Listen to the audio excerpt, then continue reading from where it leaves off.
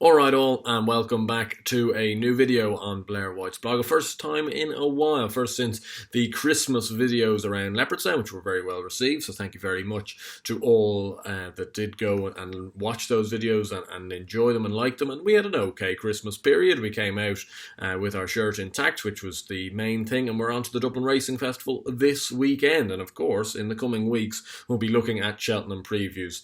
All of the main videos I've been doing have been with Josh over on Let's Talk Racing, so if you haven't had a look at that already, I'll put a link in the description down below. We do a weekly video and a weekly podcast on Spotify as well. So if you are interested in maybe a bit more regular content, that's where you can find me, or on the contrary to that, go over and follow me on Twitter and you'll see a few more daily selections and a few more daily thoughts as well. But going forward to the Dublin Racing Festival on the first day on Saturday, looks actually a cracking day's racing, I must say. And I know Leopardstown gets a lot of flack for the ground and stuff like that, but they've really done their best. The amount of watering they've done to try and make this chase track especially playable for those big horses is really monumental work, and they've managed to attract a decent enough field, and fingers crossed that can stay that way throughout the weekend. The Sunday decks are going to be out in around 15 minutes time as of recording this, so it'll be interesting to see how they hold up as well, and fingers crossed we can get a good 2 days of action. However, starting off in the 105, the Nathaniel Lacy race, a really interesting little 8-runner race, not a bad each-way race either. Hollow Game, look, is a worthy favourite and probably a likely winner. However, I think the bet in this is Eric Bloodaxe for Joseph O'Brien at 13-2. Joseph has already won this race before with Tower Bridge back in 2018. Eric Bloodaxe is a nice, likeable type of horse. He won well at Limerick over Christmas, over 2-7 on heavier ground with Brian Cooper up. He beat Freedom to Dream that day. He was not a bad horse, the Fies, and when he won his maiden hurdle, he beat Supreme Jet of the McKiernans, who also has won a maiden hurdle around Punchestown by 19 lengths. In between that, he was second to Ginto, beaten 10 lengths. That was maybe a little bit under par. He might want a little bit of a trip at this stage, and also Ginto's a very good horse. I'm a big fan of him, and I think he's a likely type when it comes to the Ballymore or the Bartlett in March.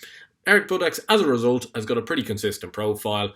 He's won around this track before, as a bumper horse when he was over 2 miles back a couple of years ago. He had last year pretty much all the way out until a run in the Punchestown Festival Grade 1 bumper, and he's been pretty good over hurdles thus far. An awful lot to like. 13-2, I think he's a bang good each way price.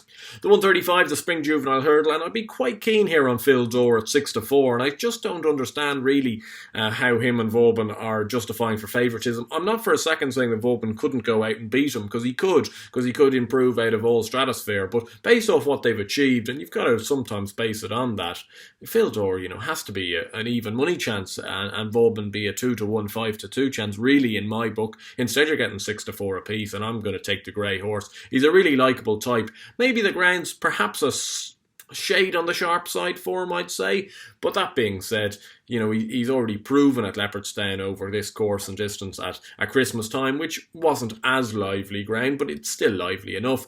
He did it very impressively that day. He did it impressively on lively ground at Fairyhouse back in December.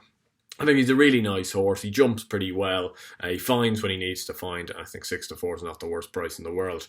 The 210, the Irish Arkle, again, no prizes for being outside the box here for myself, but I'm going to be putting up Blue Lord at 7-4. I just think he's the potential class act in this race. Riviere Tell's done an awful lot of running this year so far, and as much as her effort behind Fernie Hollow was an absolutely monumental effort back at Christmas time, she has to go and prove it again. It's been a hard season, and I don't know at some stage whether this mare might be found out. She might continue to improve. She might continue to improve more than I think she's going to. But at this stage, I'm probably likely to take her on. And Blue Lord seems the most likely of the Mullins trio. That being said, Halton Galore and St. Sam were both good winners of their respective beginners' chases. But Blue Lord looks to be a nice jumper. I don't think he'll be found out in that regard. And he was a good novice hurdler last year. I'm hoping he takes a step up here and wins the Irish Arkle, wins a Grade 1, and really puts himself bang in that Arkle picture. He's already justifying for favouritism in the Arkle for March. I think he could become a clear favourite for that race if going and winning here. The 245, formerly the William Fry Handicap Hurdle over 3 miles. Two horses that I quite like in this. One being a winner for us over Christmas time, Good Time Jonny for Tony Martin and Kevin Sexton. He's been raised £8 for that effort over Christmas, but it was really likeable the way he quickened up to beat Mars Harper. The two of them well clear. He steps up to 3 miles for the first time, and this is a very interesting ploy from Tony Martin, because he is a horse that isn't short of pace, but I think he'll be buried away in the pack here, maybe near off last, so he's going to have to get a bit of luck in running. His jumping usually is decent enough, even though it let him down a little bit over at Cheltenham in November time. And I think he's still a well-handicapped horse. I was banging on about this horse since his bumper days, when he finished mid-div in the champion bumper, that this horse could actually make up into being a graded hurdler. And it's kind of been a very slowly project, but they've managed to get a couple of wins into him this year, and he's constantly rising in the weights, but I think he's still got a little bit more to give, and over 3 miles it's an interesting ploy. Expect him to be held on to, and trying to make use of that turn of pace in the last couple of furlongs. He's 7-1 each way. I think that's not a bad price, with a lot of bookmakers paying out 6 places for the race. The other one, it was an eye-catcher, I thought, in the Pertemps qualifier over Christmas, and it's Unexpected Depth for Ollie McKiernan. Tommy Brett was riding him that day, taking £7 off his back, and I just thought it was maybe a prep run for this race, to be honest. He was right out the back. He made some eye-catching headway before getting hampered after the final flight, and as a result kind of weakened out of it into night. Tommy Brett kind of sat up on him in the end. Barry Brown that day was down riding both Gatsby Grey and Supreme Jet down in Limerick, so I just got the sense with Unexpected Depth, if he was well off for Christmas, Barry Brown would have been up riding him, you know, as being one of the better chances and a more lucrative pot than riding in 2 maiden hurdles down in Limerick. That being said, obviously we saw what Gatsby Grey did down in Limerick, and Supreme Jet, what he did at Punchestown the next day, which I'm sure they were expecting, so they might have been expecting a quick-fire double down there. As for Unexpected Depth, was probably going to come on for the run. He was second in this race last year, off just £1 lower, so he's 142 this year, he's 141 last year, and he was well clear a third as well when chasing home May's runner. There's been money around for him, and he's into 12-1 now. I still think that's a fair each way price, and I know people are going to say, oh geez, I blindly put up these horses.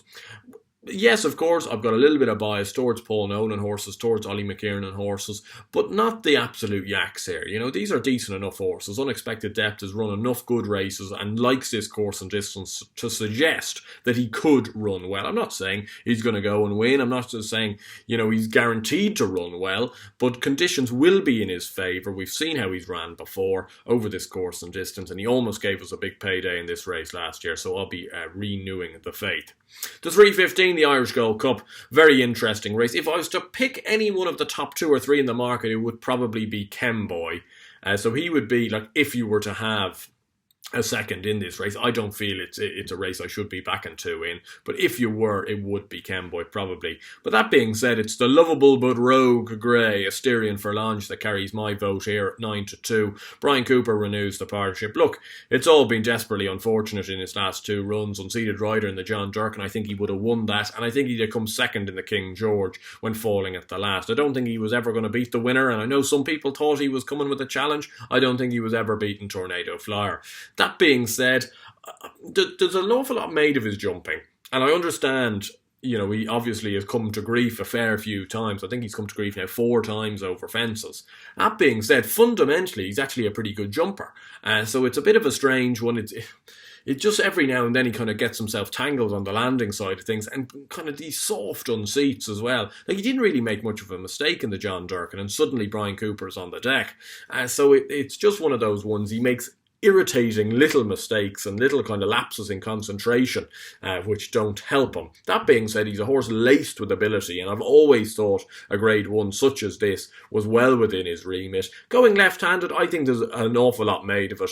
The last couple of runs he's been jumping pretty straight, and when he went to Cheltenham last year, he jumped straight as a gun barrel under Paul Townend in the Marsh. So I think a little bit is being made of that, and I think 9-2 is probably a fair price. I'm not saying he's overpriced, I'm not saying he's underpriced. I think it's exactly fair where he should be, given the obvious risks that come with him in every kind of run he has, because there's plenty of them. But I think he's a very good horse here, you know, and I really hope at some stage he does string it all together, and when he does string it all together, he will win one of these races.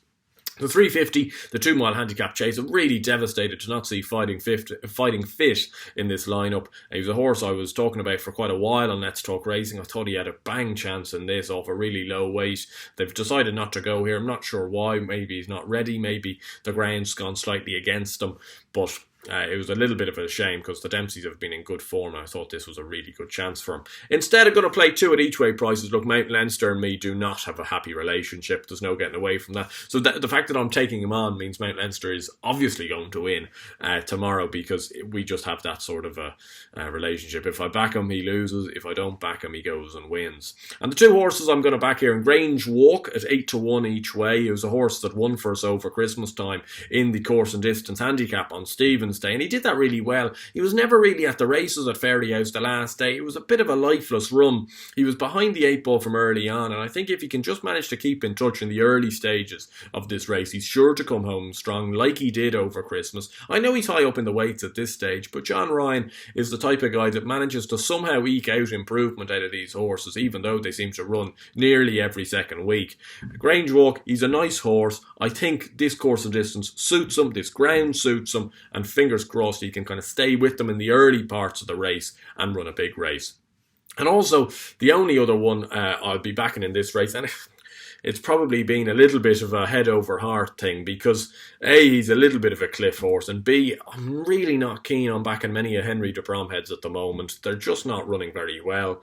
I feel it's probably small stakes if you are backing de Bromhead horses this weekend because the form just doesn't lie to you, and his form for the last 2 or 3 months has been very in and out. That being said, Cappucimix has always been the type of horse that can run well in these big handicap chases. He gave us a big payday on which bookie in July, I think, down in Killarney. He won at 22 to 1. He fell on his reappearance, but he was making eye-catching late progress at 3 out, and he's the type of horse that may come on for that performance. He's 11 to 1. I just think it's a shade overpriced. Maybe that's a little bit to do with the stable form, but I feel he should be a shorter price. I think he should be 7 or 8 to 1, and I'm going to tentatively back him each way. If de Bromhead's horses were in a bit of better nick, I'd be all over him, really. I think he'd have a very good each way chance. I'm a little bit hesitant because of it, but I'm willing to play nonetheless. On the 425, the concluding bumper, probably, if you were being wise, a race to just watch, because I think it's an absolute perler of a bumper. Just 7 runners, but 7 excellent runners at that. And Facile Vega looks hard bet. He was really impressive over Christmas when he beat Joyeux Machin. Of the Nolans, he seems like he could be the type of horse that could come forward for that. Joyeux Machin has franked the form. It's What Unites Us won well at Navan. The big Doyen's got a big reputation, and Sandor Clegane has a big reputation. I understand there's maybe a few doubts about the ground with Sandor Clegane. He might want it a little bit soft, and I know that it's a little bit touch and go whether he does actually run. Probably will end up seeing how it goes. That being said, there's a lot of rain forecast for Saturday, so fingers crossed he'll end up getting the green light to run, and it'll be nice and safe ground. If that's the case, I think he'll run a big race. He's 8 to 1. I think they think the world of him. They think he's a bit better than Joyeux Machin, and fingers crossed he can go and prove that and run a nice race. Now, running a nice race could still end up finishing 4th or 5th in this race. That's the caveat. So it'll be a small stakes play. As I say, it's probably a one if you're being ultra wise to maybe sit back with the notebook in hand and have a look for future engagements. Anyway, that concludes the day 1 preview of the Dublin Racing Festival. I really hope you did enjoy it. If you did, please do give it a like. Subscribe to the channel down below, as there will be a bit more content over the next month leading up to Cheltenham. And of course, let me know your selections for day 1 of the Dublin Racing Festival down below. But until next time, which will be probably sometime tomorrow, hope you stay safe, stay well, land a few bets. I'll see you guys then. Best of luck.